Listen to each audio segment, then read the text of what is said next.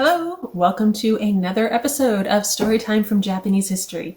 And this is a little less of a story and a little more of an awareness thing. We're going to talk about something that you might not know about Japanese culture. We're going to talk about the Ainu.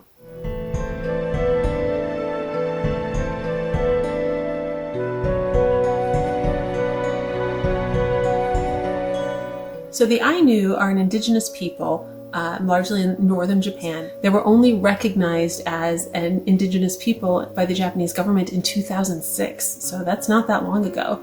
Now, the existence of the Ainu has been really inconvenient for the Japanese myth of homogeneity. They've been, over history, categorized as a lot of different things. So they've been called aberrant hunter-gatherers, or the lost Caucasoid race, or they've been declared extinct a few times.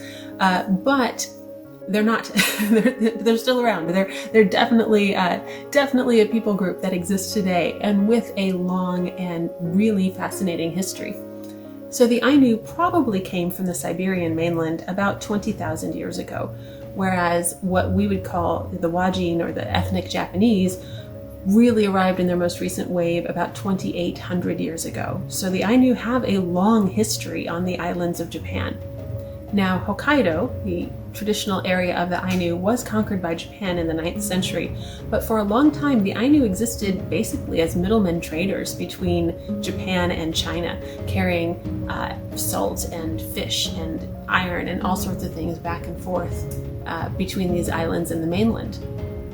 Now, there were several significant revolts in the 15th, 17th, 18th centuries, but it wasn't until the 19th century that it got really ugly. There's a lot of forced assimilation. They took apart families. They forced the children to attend Japanese-speaking schools. They changed their names. They took their land. They pushed them into wage labor, frequently in fish camps.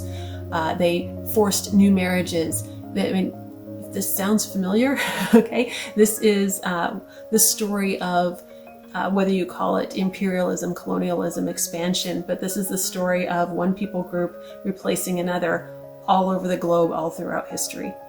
And of course, in the late 19th century, with the Meiji Restoration, a lot of Japanese who didn't want to live under the new order, didn't want to give up their traditional status or accept the foreigner or all of the things that they fought a civil war over. So a lot of Japanese went north to Hokkaido to escape the new Meiji government and to move into an area that felt more traditional to them.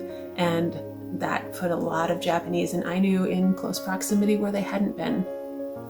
Now, Kayano Shigeto is a name that you'll want to know, but let's talk first about his grandfather. His grandfather, as a child, was taken to work in a fish camp, and he was miserable. He was pulled from his family, he was pulled from his language, he was pulled from everything that he knew, forced to work in a herring camp, and he was so upset, he decided to hurt himself in the hopes that once he was damaged and not able to work as well, that they would send him home. So he cut off his own finger in a hope that they would send him away from the herring camp.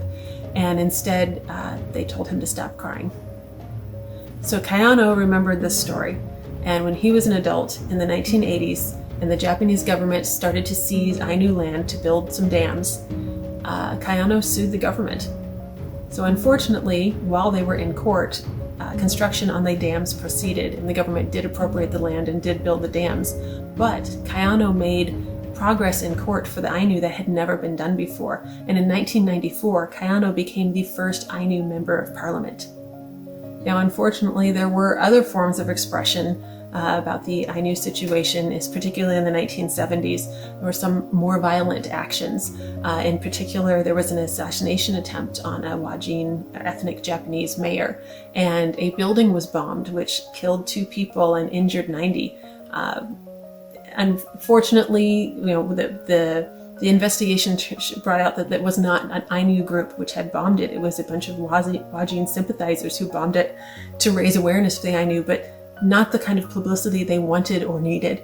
And then, of course, in the 90s, when the bubble economy popped, there was a lot of nationalist movement that blamed various ethnicities for coming in and taking jobs and ruining the economy and other things which sound disgustingly familiar. But that was a thing that was happening during that particular period. And then, as I said, in 2006, they received recognition as an indigenous people for the first time. And since then, the government has been more and more supportive, and there's been more archaeology on old Ainu territories, and they're really bringing out more history of the Ainu, which is amazing.